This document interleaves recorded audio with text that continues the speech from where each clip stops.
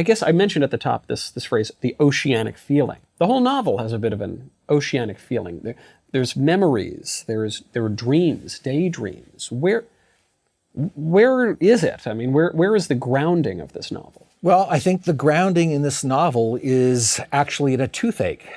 The toothache is this recurring motif throughout the novel that Rubashov has.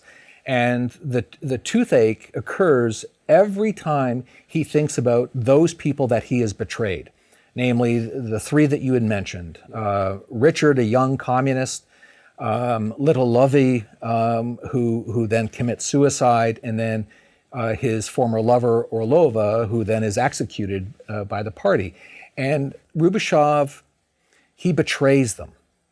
And he betrays them in the name of an idea, in the name of history.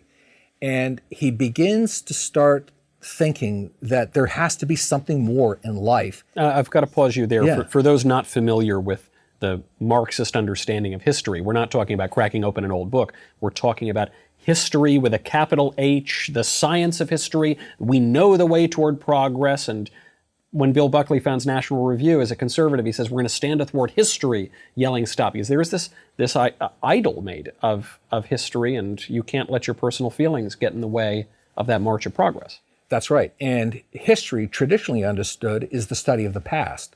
History for the Marxists is really the study of the future. And history for the Marxists becomes a replacement for God. And history is moving toward a predetermined end. And that predetermined end is the ideal communist state. Yeah. And so Rubashov is trying to understand his own past in relationship to the idea, the core idea that he has spent 40 years of his life promoting, defending, and killing people over, and that is the end point of communism. But then all of a sudden he begins, while he's in prison, for the first time in his life, he begins to have a doubt.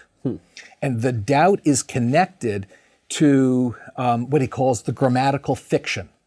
The grammatical fiction refers to the I versus the we. It's the first person singular. Yeah. For the first time in his life, he discovers that there is an I. Because he had always been speaking with the people or on behalf of the people. We collectively. And That's he discovers the I. He discovers the I. And when he discovers the I, he then begins to realize that he is his own unique individual that stands athwart history, but that individual also has personal relationships with particular individuals, and those relationships actually mean something.